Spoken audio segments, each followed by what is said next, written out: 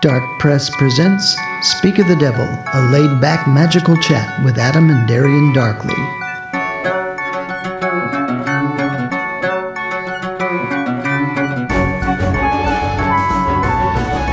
Greetings, Darklings, I'm Adam. And I'm Darian.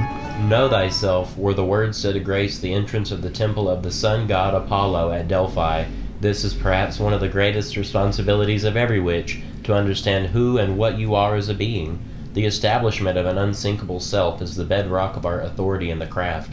There is a hierarchy in the spiritual realm, and it is important to understand how authority functions in that realm, as well as this one. Spirits will not respect you if you do not respect yourself. This is nowhere more evident than an exorcism, which is a subject for a later date. We just happen to teach some very important ways to discover your true nature and will in our beginner courses at Darkley School of Witchcraft. What a coincidence! Our first question this evening is, how important do you believe a magical pedigree to be? If you've been in the magical community for even a day, you've no doubt already encountered the LARPing witches. Exhibit A. My name is Dark Angel Glittering Rainbow Werewolf Kitty, and I'm a 9th generation, 637th degree chaotic neutral arch-fairy mage from the class of High Elven Bards of the 12th Order of Rambu, the realm of course, not the planet, worldwide. We apologize if this happens to be the actual witch name of any of our listeners. We're just having a little fun. Adam, what are your thoughts on the importance of a magical pedigree? I feel it is imperative to be able to hold your own, to be able to show that you've done the work, yet also that you don't require the approval of all. One's path, initiation, experiences, they're your own, and as such, you don't need to prove it as much as you need to walk it. The magical path is for self-transformation, and we must each face that. No medal or certificate of completion will truly give you satisfaction. How about you, Darian? I do believe that some witches may carry a giftedness or mantle all their own, similar to what Christians might call an anointing, that they may hand down or share with any student they choose through an appropriate magical rite. However, with that said, I also think entirely too much importance is placed on magical pedigree. It seems like many magicians today use their pedigree to name drop, so they seem more important to other magicians they meet. This is the opposite of what the witches of old did. You were sworn by your coven to secrecy. To reveal the names of your teachers would have been treacherous.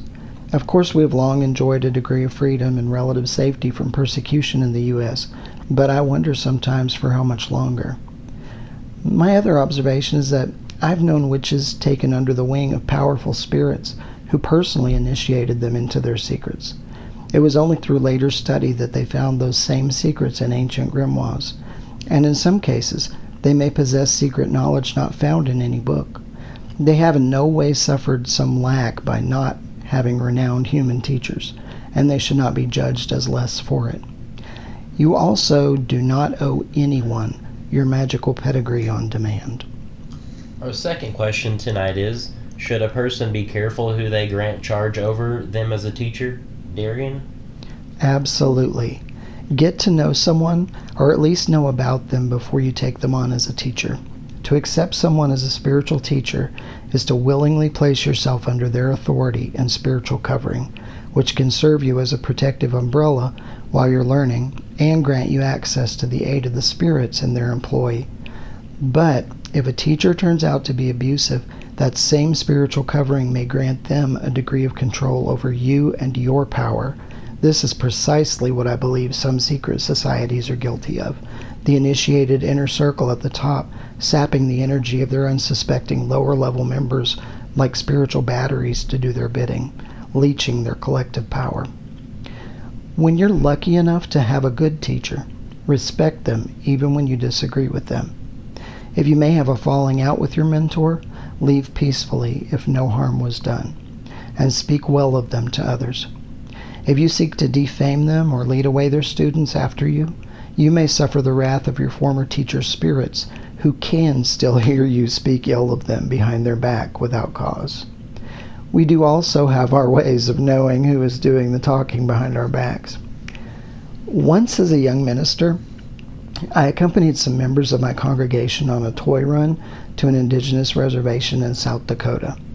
There had been a great deal of upheaval in the small congregation of late, and I'd been warned that there were people lying about me to try to usurp my authority and split the congregation. A mother and her adult daughter, who were leaders in the congregation, fell ill to food poisoning while we were traveling. They asked for my help, so I took 2 salt packets from the restaurant we had stopped at and blessed them and handed one to each of them. During the blessing, I prayed for their healing, but in my mind, I also asked for a sign if either of them were the instigators of the treachery we were dealing with in the church. Within the hour, both women were cured, but both of their tongues turned black as tar. Yes, they were fine, but they were exposed. Do you have any advice regarding the choosing of magical mentors or teachers, Adam? I would say that no matter what, always research any mentor that you feel you may wish to work with. One thing that's really served me well is to honestly Google them, see if they have a legit website, read their testimonials, reviews, contact them, have a conversation, and honestly just see if they know what the hell they're talking about. Many actual scammers don't even perform magic, and it just happens to be a really easy way to get one over on people. I always also, any mentor, anyone that I'm interested in their work or potentially mentorship, I speak to others in the community, and then also sitting with yourself and just kind of looking inward and seeing how it rests with you to work with this person. Oftentimes, some of the flashy price tags and the supposed fame that some people that I've come across that people think that they have, it doesn't really equal up to the sort of depth that they're going to be able to teach you. So I would always say research and just kind of have a look in who they really are. So honestly, spirits can be a far greater mentors sometimes, and they can be far more trustworthy than even humans. That's good advice. And we'll probably, at a later show, talk about spiritual authority, like in the actual spirit realm. There is a pecking order that spirits follow. But that's all the time we have for this episode, Darklings. Make sure to like, follow, and subscribe on our Instagram to stay up to date.